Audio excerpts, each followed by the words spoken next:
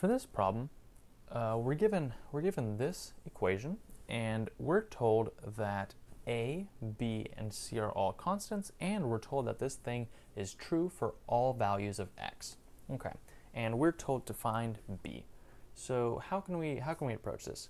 So I mean, right off the bat, I'm not totally sure, but what I'm thinking is let's just multiply this out and just kind of see what we get. I mean, there's definitely nothing useful we can do from this kind of position here.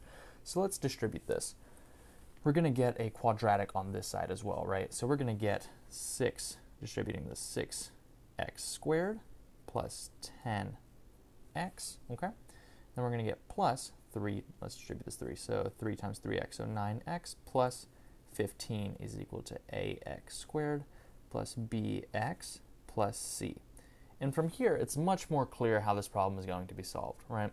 So let's just go ahead and combine the like terms right here so that this side looks, completely analogous to this side. So if we combine these middle like terms, we get 6x squared plus 19x plus 15 is equal to ax squared plus bx plus c.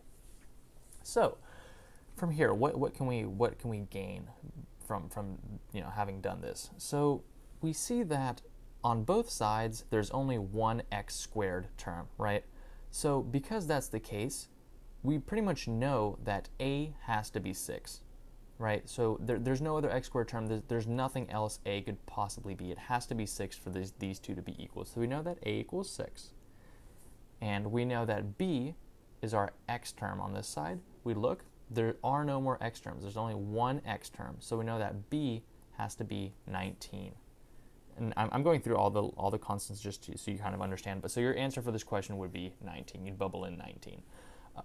And finally, we see that over here, our c term is our only sort of just straight up constant term with no x.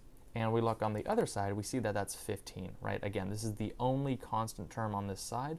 For these two to be equal, c has to be 15. There are no other options.